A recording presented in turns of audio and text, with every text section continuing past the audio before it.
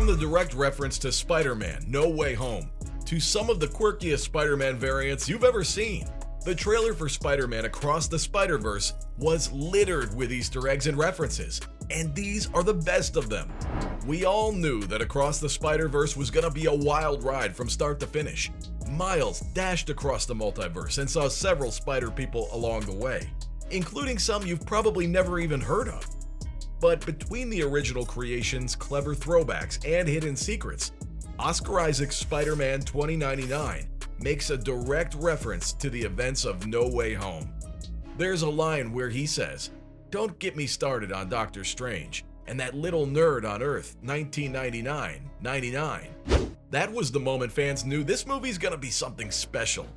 It's like Sony's and Disney's worlds are finally colliding with each other. Isn't that what we were all waiting for? This raises a lot of questions, of course. Are we gonna see MCU's Spider-Man somewhere in there? Are the events of Across the Spider-Verse going to have any effect on the MCU's timeline? Could there be a surprise Benedict Cumberbatch cameo? So many questions and not enough answers.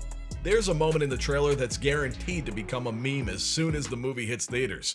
It's when Miguel O'Hara orders every Spider-Man around to confront Miles. And they do the pointing meme. The internet's been obsessed with it ever since the original pointing Spider-Man meme went viral. Fun fact, the original meme came from a 1968 episode of the animated Spider-Man series. That man's an imposter! That man is the imposter! Get him both! No Way Home did the meme in a roundabout way, and the cast even did an official photo shoot to make the meme a reality. But Across the Spider-Verse did it one step better. Instead of 3, 4, or even 10 Spider-Men pointing at each other, there are thousands. If you need proof of why that was a good choice by the writers and animators, then you only need to look at YouTube's comments section. Almost everyone gave that scene 10 out of 10. One user even pointed out how all the Spider-Men are pointing at each other in groups of 3. Go back and check it out, and you'll see it's true. But you'll notice that they've put careful consideration into the storytelling too. For example, did you notice that all the Spider-Man variants have wrist devices? Every Spider-Man has a device that helps them jump across the multiverse. This isn't new information. Sony originally hinted at the wrist device back in 2021, when they released a teaser for the movie. There's a scene that shows Gwen with a gold wristband, and this device is called the ticket to the multiverse. But hold up, what exactly is the ticket to the multiverse? Well, the ticket was created in the comics by two Gwen Stacys, one from Earth 65 and another from Earth 3109. Gwen 65 finds herself in Earth 3019 and has to fight its version of the Green Goblin, who's actually Gwen 3109. After Gwen 65 releases her from the Goblin's persona, the two work together to create the first ticket to the universe, which helps her traverse the multiverse with ease. The original ticket was bound to her DNA, so I'm sure Miguel O'Hara did some tinkering to make it available to every Spider person. One of the questions I asked earlier was whether we'd see the MCU Spider-Man anywhere, and the latest trailer seems to suggest that it could happen. Right at the beginning, you can hear lines spoken by Tobey Maguire, Andrew Garfield, and of course Tom Holland. For Maguire, they decided to use a line from his final confrontation with Dr. Octopus in Spider-Man 2. Sometimes, to do what's right, we have to be steady and give up the thing we want the most. It could be a marketing ploy, but it could also be something deeper. Only time will tell, right? Those were the random Easter eggs and references hidden in the trailer, but we're not done just yet. There were tons of new and interesting Spider-Man variations to discover, and let's see if you caught the ones I'm about to tell you. Starting with the iconic Insomniac suit from Marvel's Spider-Man. You can see him during the pointing meme sequence, where he's pointing at Spider-Man Unlimited. There's also a shot of him walking beside Superior Spider-Man in the multiversal Spider-People lobby. The iconic white spider is very clearly visible in his suit. Then there's Ben Reilly, one of the more infamous Spider-Men out there. The guy was part of the Clone Saga, a comic storyline from the 1990s. The thing about Ben is that he's a genetic clone of Peter Parker, and the name Ben seems like a really deliberate choice, don't you think?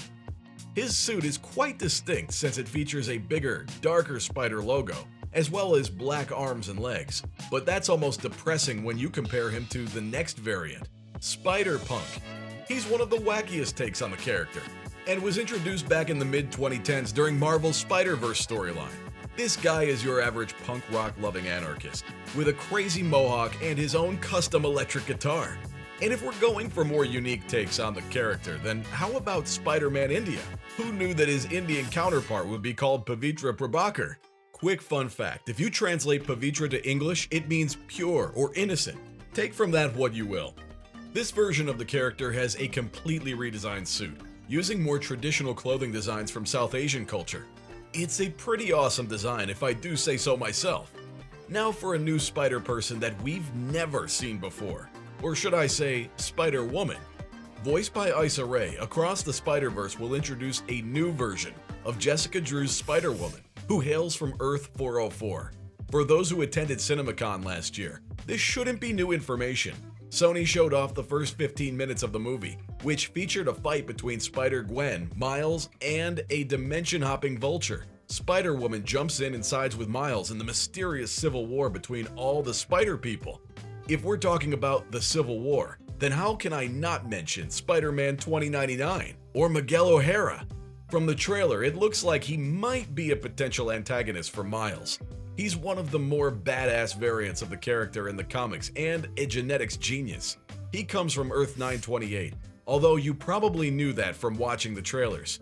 It's not clear what his goals are, but something tells me there's more to him than meets the eye. And then there's the bombastic Bagman. He's not the weirdest Spider-Man out there, but he's certainly one of the more eccentric ones. You can barely catch him in a shot during the multiversal Spider-People hangout scene, but his costume is instantly recognizable. That's because his Spider-Man suit was destroyed, and he had to borrow one from the Fantastic Four and wear a paper bag over his head. I wonder if he takes the bag off and it's actually Shia LaBeouf. The next interesting little Spider-Man is actually a spider toddler, Mayday. We first see her when she zooms past Miles during his reunion with Peter B. Parker. Mayday Parker is the canon child of Peter and Mary Jane. In some universes, Mayday is also seen as Spider-Girl, and she's one of many Spider Kids seen in the comics.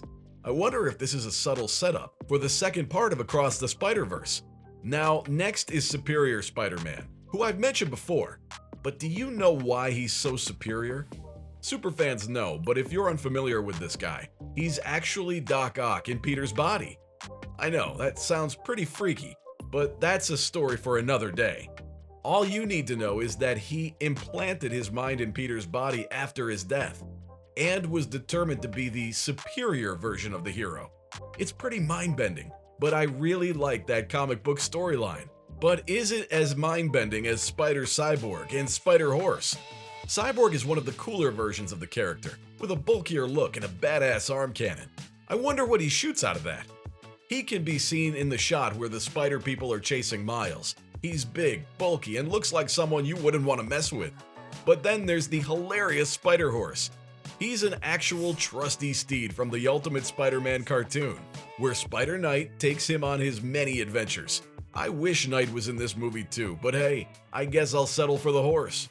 So from Spider-Horse to other quirky Spider-Men, to Miguel O'Hara's direct call-out of Spider-Man No Way Home. Those were the biggest Easter eggs in the latest trailer for Spider-Man Across the Spider-Verse.